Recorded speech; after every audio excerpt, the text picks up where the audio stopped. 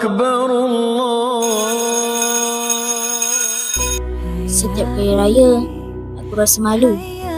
Baju lusuh, kasut koyak, tak macam kawan-kawan yang lain. Weh, Jihan tahun ni dapat berapa?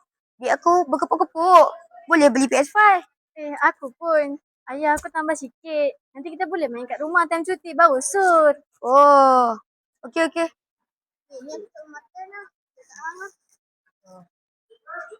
Rancaknya apa sembang? Apa sembang apa? Kami sembang pasal dia raya. Nak beli PS5. Oh, lajunya apa plan? Aku ingat simpan duit dalam bank dulu. Oh, tak ada ah.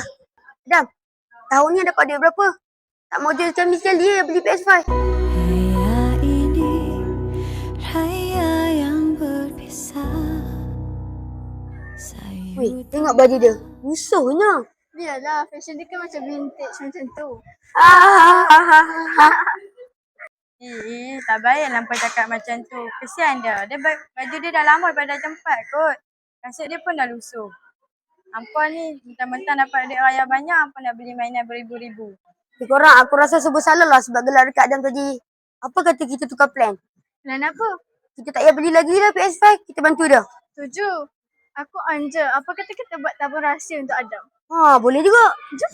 Jom. Jom.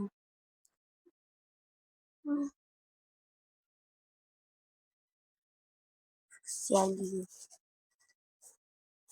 Assalamualaikum, Adam. Salam. Adam, hang buat apa kat sini? Aku nak minta maaf pasal tadi. Kami tak jadi nak beli PS5. Nak bantu hang. Kenapa apa nak tolong aku? Aku kan miskin. Tak apa, kami saja je nak tolong hang. Nak kongsi kegembiraan. Nanti kita bolehlah beraya rumah orang sama-sama. Ha, apa kata? Petang ni aku bawa hang pergi kedai alat tulis. Nak tak? Boleh?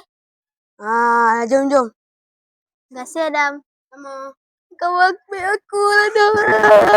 Terima kasih tau. Sama-sama. Sekarang, aku belajar sesuatu. Kalau aku menabung, walaupun sikit, aku boleh beli keperluan sekolah, baju baru dan fokus belajar untuk masa depan.